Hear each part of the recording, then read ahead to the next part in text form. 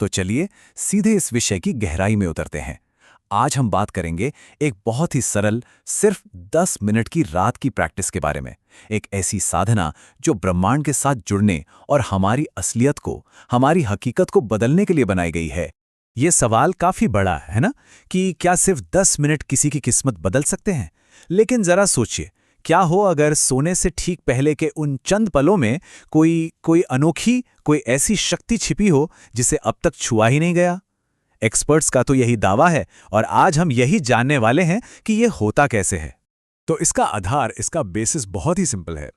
हर रात जब पूरी दुनिया सो जाती है, तब हमारी आत्मा जाग रही होती है। और ऐसा कहा जाता है कि ठीक उसी वक्त ब्रह्मांड हमारी हर बात को, हर सोच को सुन रहा होता है।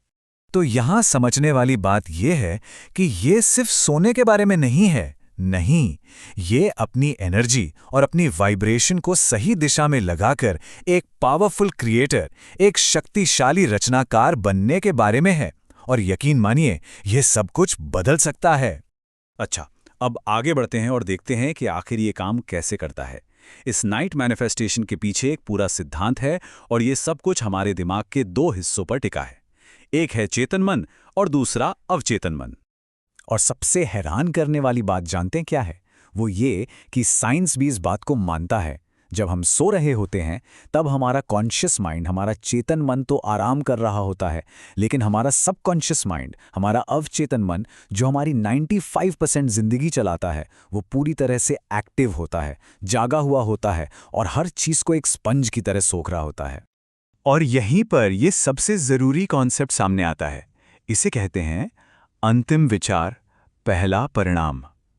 मतलब सोने से ठीक पहले का जो आखिरी विचार है, जो आखिरी एहसास या शब्द है जिसे हम अपने अंदर भेजते हैं, वही हमारी जागने के बाद की पहली हकीकत बनता है, वही मैनिफेस्ट होता है। तो सवाल यह है कि इस शक्ति का इस्तेमाल करें कैसे? इसका पहला और सबसे जरूरी कदम है कृतज्ञता की ऊर्जा का इस्तेमाल करना। देखिए, कृतज्ञता को, यानी ग्रैटिट्यूड को, दुनिया में सबसे हाईएस्ट वाइब्रेशन, सबसे ऊंचा कंपन माना जाता है।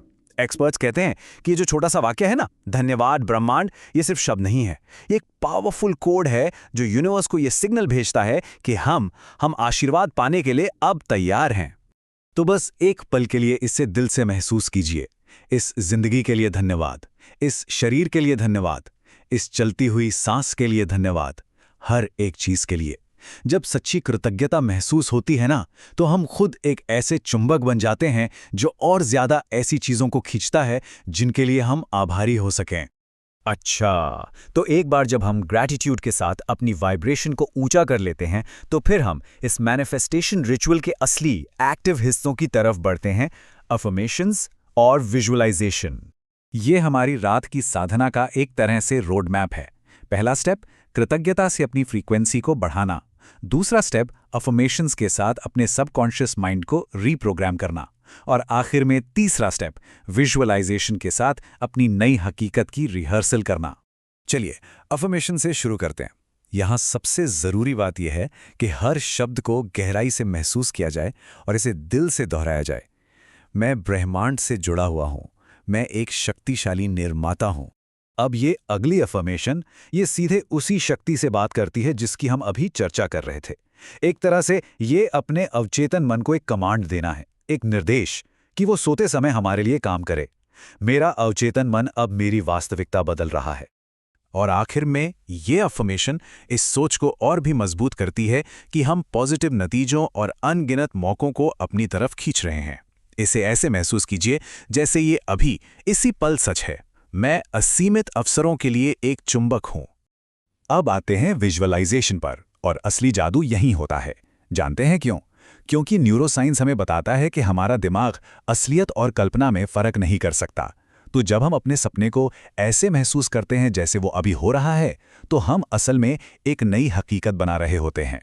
लेकिन इन सब का आखिरी लक्ष्य क्या है? ये सब हम कर क्यों रहे हैं? ये सब है ब्रह्मांड की ऊर्जा के साथ पूरी तरह से एक सीध में आने के लिए, एक अलाइनमेंट की स्थिति पाने के लिए। आइंस्टीन जैसे महान विचारकों ने इस आइडिया को दुनिया के सामने रखा कि सब कुछ एनर्जी है, सब कुछ ऊर्जा है। हमारे विचार, हमारे शब्द, हमारे एहसास, ये सब एक खास फ्रीक्वेंसी पर वाइब्रेट करते हैं। और ये बात यहाँ बिल्कुल साफ हो जाती है। डर, शक और चिंता जैसी लो फ्रीक्वेंसी वाली भावनाएं उन चीज़ों को हमसे दूर धकेलती हैं जो हमें चाहिए। लेकिन कृतज्ञता, विश्वास और खुशी जैसी हाई फ्रीक्वेंसी वाली भावनाएं वो उन चीज़ों को हमारी तरफ खींचती हैं। और इस मानसिकता का जो आखिरी पड़ाव है वो है समर्पण, सरेंडर। इसका मतलब है कंट्रोल को छोड़ देना और इस बात पर भरोसा करना कि यूनिवर्स, ब्रह्मांड हमारे लिए सब कुछ सही तरीके से व्यवस्थित कर रहा है। तो हम इस चर्चा को इस एक पावरफुल, आगे देखने वाले विचार के साथ खत्म करते हैं। ये एक ऐसी स्थिति है जहां एम्पावरमेंट है, खुलापन है और चमत्कारों के लिए एक तैयारी है। जरा सोचिए, अगर सोने से पहले हमारा आखिरी विचार यही हो, मैं प्राप्त करने के लिए तैयार हूं। सोचिए ये हमारे अवचेतन मन को क्या सिग्नल देगा।